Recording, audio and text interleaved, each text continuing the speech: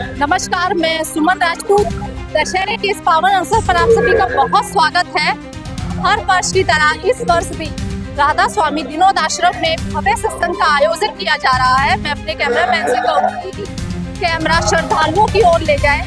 आश्रम के प्रमुख गुरु हुजूर कंवर सिंह साहिब जी महाराज के सानिध्य में यह आयोजन हो रहा है, जिसमें देश के अलग अलग राज्यों से आए हजारों श्रद्धालु शामिल हुए हैं। आज जब समाज स्वार्थ की ओर बढ़ता दिखाई दे रहा है, ऐसे में यह सत्संग लोगों के जीवन में आनंद, विश्वास और आध्यात्मिक विकास की प्रेरणा देता है।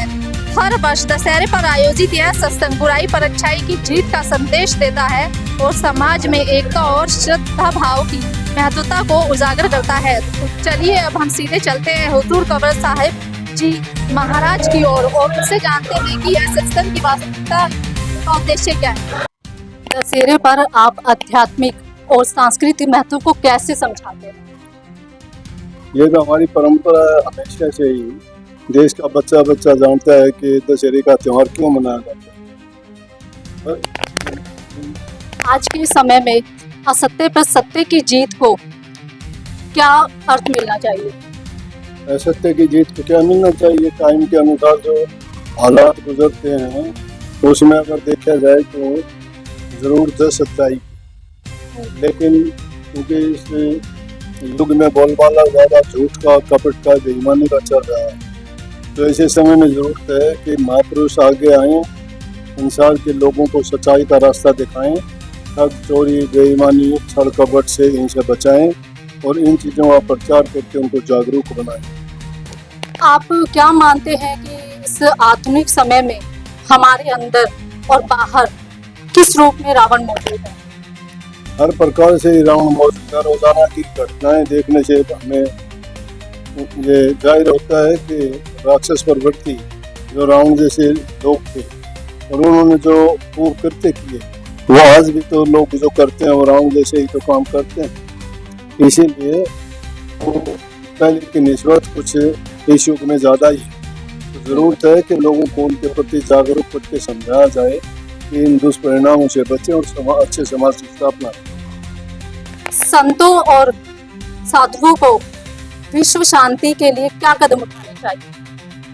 संत तो हमेशा ही कदम उठाते हैं कि समाज में शांति व्याप्त हो, बुराइयों से बचाएं, बुराइयों से बचे, सच्चाई के रास्ते पे चलें और जो चीजें इन चीजों को बढ़ावा देती हैं उन पर पाबंदी लगाई जाए।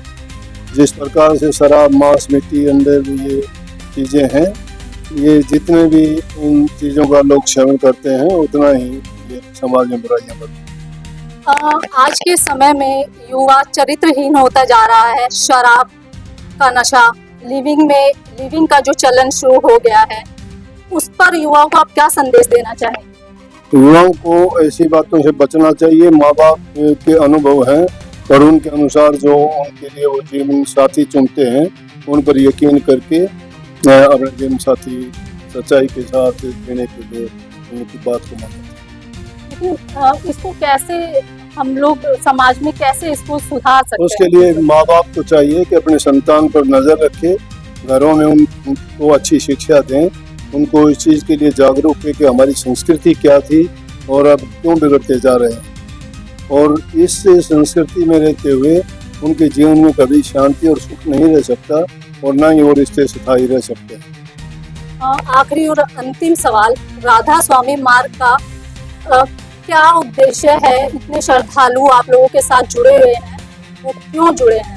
राधा स्वामी मत का संदेश है कि प्यार से रहो, बूढ़े बुजुर्ग, माँ बाप, जरूरतमंद की सेवा करो, उनसे अच्छा व्यवहार करो और समय पर ज़रूरत के मुताबिक जिन चीज़ों की ज़रूरत है उनको दें, बच्चों को अच्छी शिक्षा दें और एक अच्छे समाज की स्थापना करके उसके साथ साथ भक्ति के रास्ते पर चलें।